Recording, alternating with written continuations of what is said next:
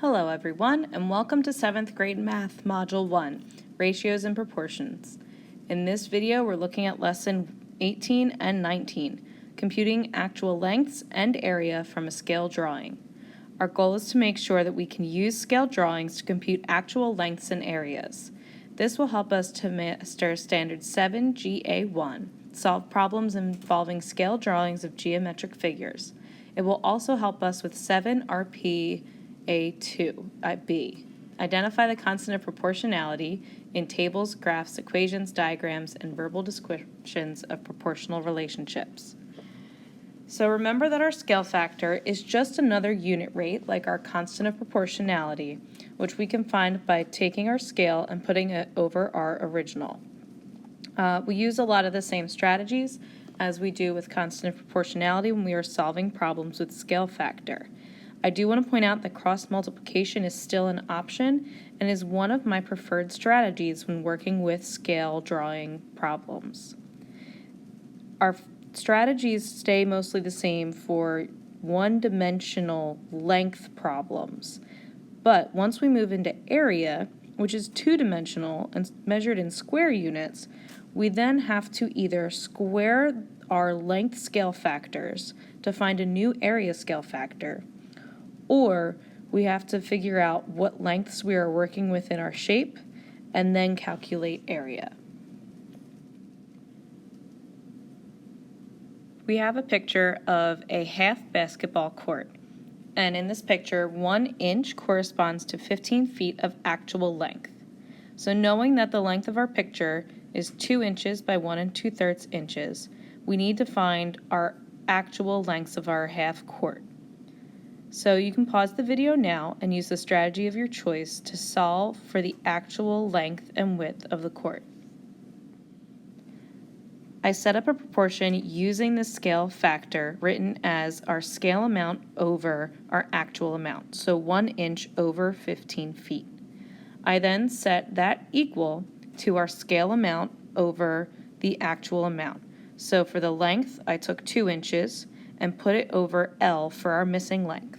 When I cross multiply, I find that 2 times 15 gives me 30 feet for our missing length.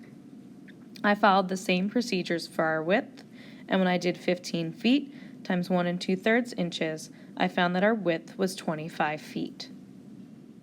Now that we have our actual lengths, it is easy for us to try to find the actual area of our half court. All you would need to do is multiply the actual length and width. We're going to look then at another strategy of finding the area from the area's scale factor. You can pause the video now to try to find the area of the actual half court using the actual lengths you just calculated.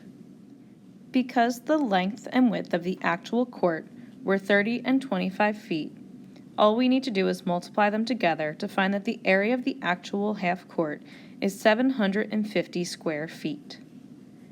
Now let's try our second strategy of finding our area from the area scale factor. In order to do this, we take our original scale factor, which is 1 inch over 15 feet, and we need to square it. We square it because we measure area in square units.